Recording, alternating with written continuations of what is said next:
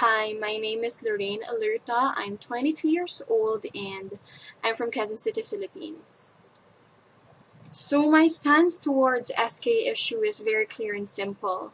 I say that abolition is not the way to go. Systematic reform is. As we can see, there are so many arguments already thrown to justify that SK is not already serving its purpose.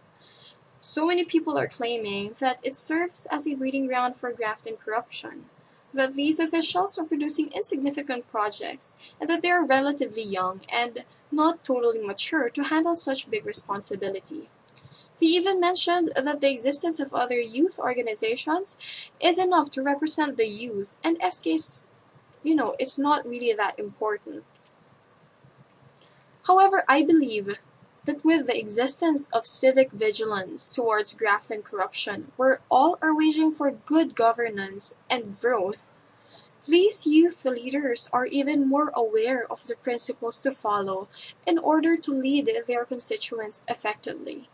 So claiming that SK as a whole serves as a breeding ground for corruption does not really give justice to young public servants. Because you see, these people are very idealistic, they're full of passion, full of hope, and they're thirsty to prove that they're different from the so-called trapos, who, as we can see, are already deeply seated in the public and political fabric. What these young public servants need is empowerment. They need protection and independence to execute their tasks without the fear of being a sorry victim of power tripping.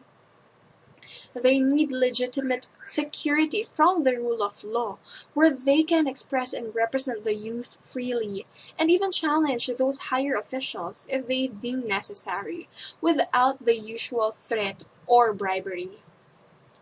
What they also need is capacity building, because they are full of potentials, and equipping them with the right tools and know-how on how to develop significant projects directed to the youth will be the way to go.